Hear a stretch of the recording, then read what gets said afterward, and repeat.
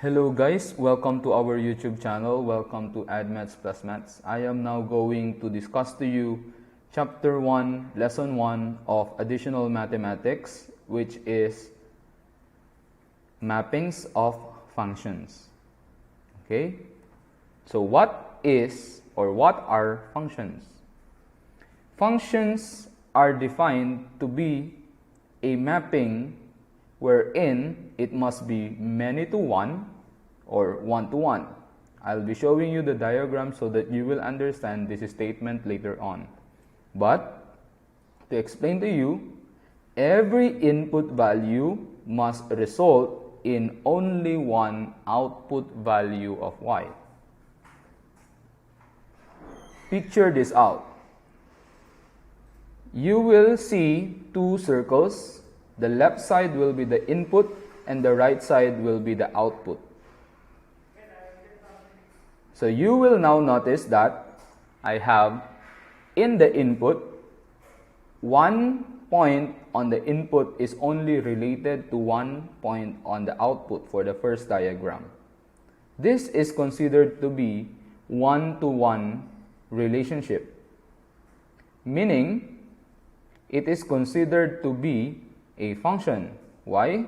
Because it says in the definition, it must be a mapping that is many to one or one to one. So it's still considered as a function. How about the next diagram? You will notice that there are many inputs that is related to one output value. Okay? Thus, is it still considered as a function? Yes, it's still. Because this is still suffice the definition of a function.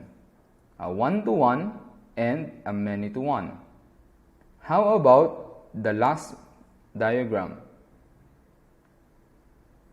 You will notice that one point is related to 3 points on the output. Okay? So it's one related to many outputs. Is this a function? No. It's not a function anymore because it shows us that one input value is related to many output value. And the definition says it can just be a function if the relation is many to one or one to one. It didn't say relation must be one to many. Thus, it's a no, it's not a function for the third diagram. Okay? So there are only two things that you need to remember so that you can call a function or a relation a function. Okay? Two things, it should be many to one or one to one. Okay, next, how about if you are given a graph and then you are asked to identify if it is a graph of a function? There is a test that is called vertical line test. What is it used for? It is used to find out if a mapping is a function or not. How? How do I use a vertical line test? To be a function, a mapping must be many to one or one to one. So, every input value of x must result in only one output value of y. Okay? So, if there are already two output values of y in just one x value, then it's not anymore a function. Thus, vertical line tests work. As a vertical line sweeps across the graph, it must touch exactly one point. Okay? For example, over here, you will notice that this line is the graph of the function. if I sweep the vertical line onto the graph, okay, it should touch only at one point.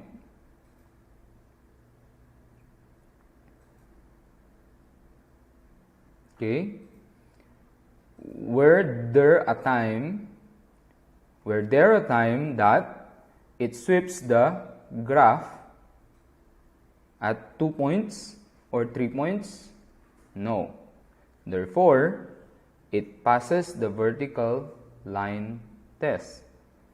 Thus, the mapping is a function. Next, how about this one?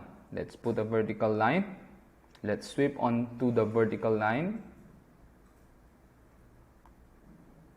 Were there a time that it touches twice? No. Therefore, it passes the vertical line test. Thus, this graph, okay, is a function. Next, let's put a vertical line. I have this vertical line. Let's sweep. Okay, I will try to stop there. You will notice that this vertical line, okay, touches this graph into 2 points. I have this point and this point. Therefore, this does not pass or fails the vertical line test. What is the meaning of this? The mapping or the graph of a function is not a function. So it's not really a function, or the graph of the relation is not a function. Next, horizontal line test. A while ago, I discussed vertical line test. Vertical line test is used to identify if the mapping or the graph of a relation is a function or not. This time, horizontal line test is to test a function to find out if it has an inverse, because not all functions have an inverse. Okay, it's the same thing as the vertical line test. It works. To have an inverse, a function must be 1 to 1.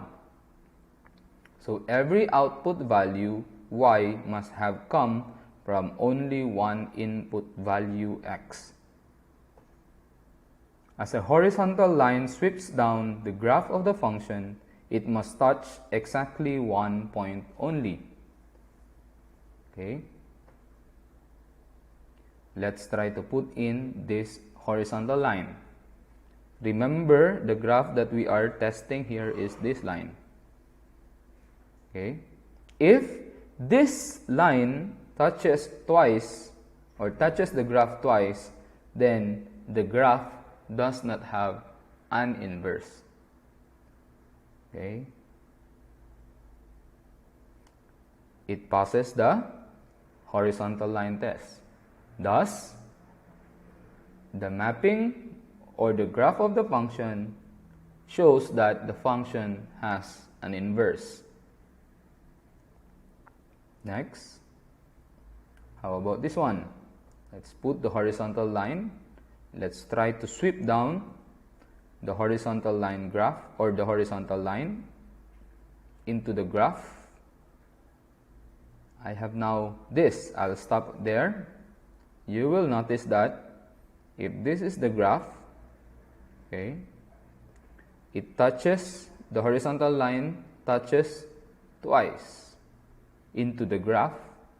Therefore, it fails the horizontal line test. Thus, we'll give you an idea that this graph or the mapping of this function or the graph of this function, okay, does not have an inverse. Okay, next. that ends our lesson for today about mappings of functions. So there are only two things that you need to remember about function. It must be many to one or one to one.